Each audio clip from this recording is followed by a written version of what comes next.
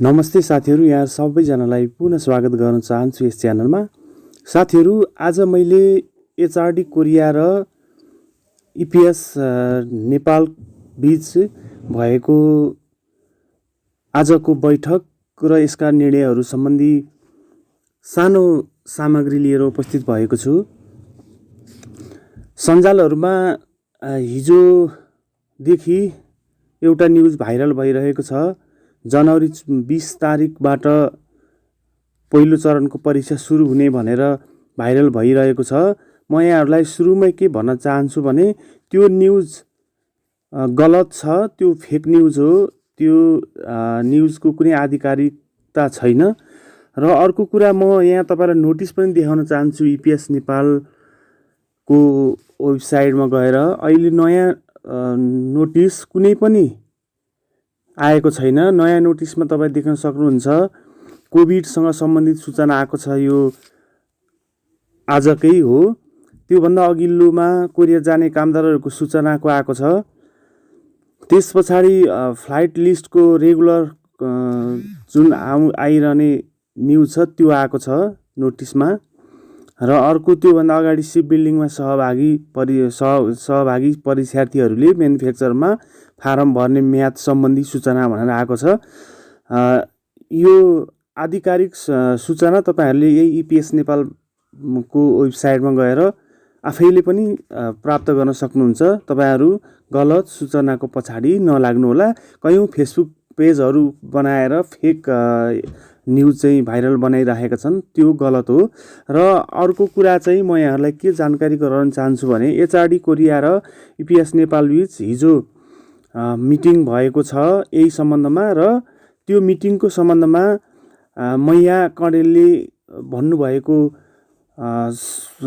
Audio clip म यहाँहरूलाई देखाउन चाहन्छु।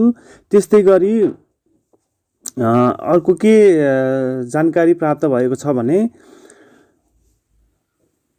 फेब्रुअरी 5 मा HRD कोरियाले सूचना निकाल्न सक्ने र त्यो सूचना पछाडि मात्रै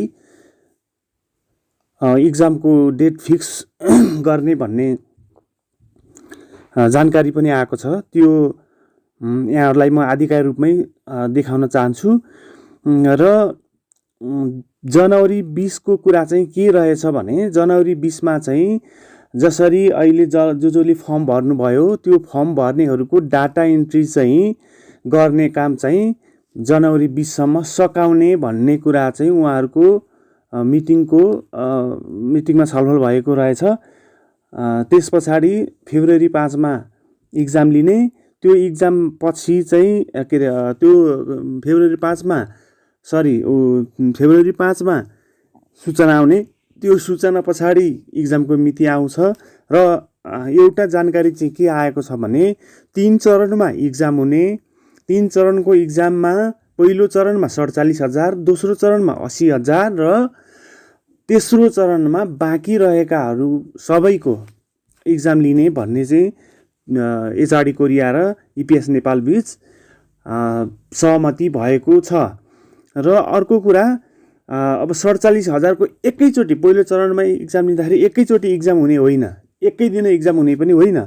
त्यो पनि 47,000 लाई इक्जाम लिने चाहिँ जस्तो डे टु डे, आज हुन्छ, भोलि पनि हुनसक्छ, पर्सि पनि हुनसक्छ। उनीहरूले कोटा राखेर दिनमा 1000, 2000 कतिजनाको इक्जाम लिन सक्नुहुन्छ। त्यो सकाउन लगभग 1.5 महिना 2 महिना पनि लाग्न सक्छ पहिलो चरणको इक्जाम सकाउन। त्यस पछाडि उहाँहरूले के भन्नुभएको छ भने पहिलो चरणको इक्जाम सकिसकेपछि उहाँहरूलाई स्किल टेस्ट लिने र स्किल टेस्ट लिइसकेपछि उहाँहरूलाई चाहिँ उता कोरिया जाने जुन प्रोसेसहरू छ त्यो प्रोसेसहरू सकाएपछि मात्रै फेरि 80,000 बाँकी दोस्रो चरणको परीक्षामा चाहिँ प्रवेश गर्ने।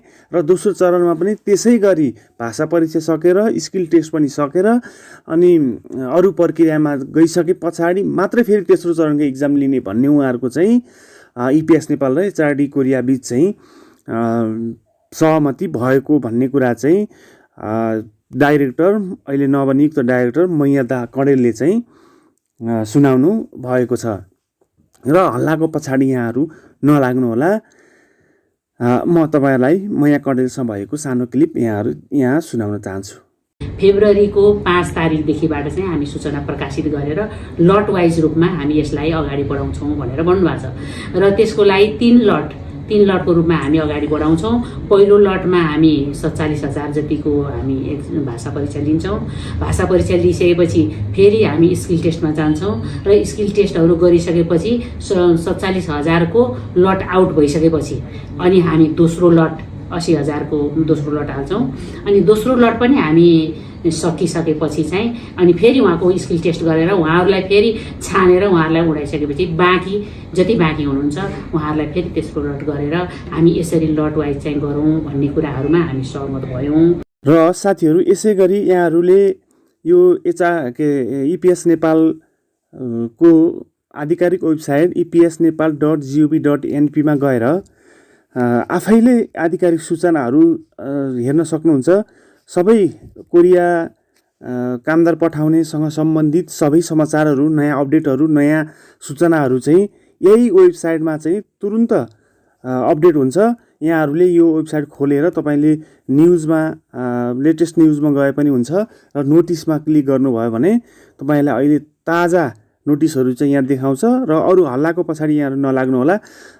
त्यस्तो हल्ला जो आइरहेको छ भने तपाईँहरू सिधै यो epsnepal.gov.np भन्ने वेबसाइट चाहिँ लगइन गरेर मतलब गुगलमा गएर सर्च गरेर यो वेबसाइटमा चाहिँ गएर आधिकारिक सूचना लिनको लागि तपाईँहरू सिधै यहाँ जानुहोस् र अरू हल्लाको पछाडि नलाग्नु होला र परीक्षाको तयारीको लागि यहाँहरूले जे जस्तो पढिरहनु भएको छ तयारी गर्दै गर्नु होला। यहाँहरूलाई शुभकामना भन्न चाहन्छु। र साथीहरू, भिडियो कस्तो लाग्यो, नयाँ थप अपडेटहरू केही आयो भने फेरि अर्को सामग्री लिएर उपस्थित हुनेछु। त्यतिन्जेलसम्मको लागि बिदा चाहन्छु। हवस् त, भिडियो अन्तिमसम्म हेरिदिनु भएकोमा सबैजनालाई धेरै धेरै धन्यवाद।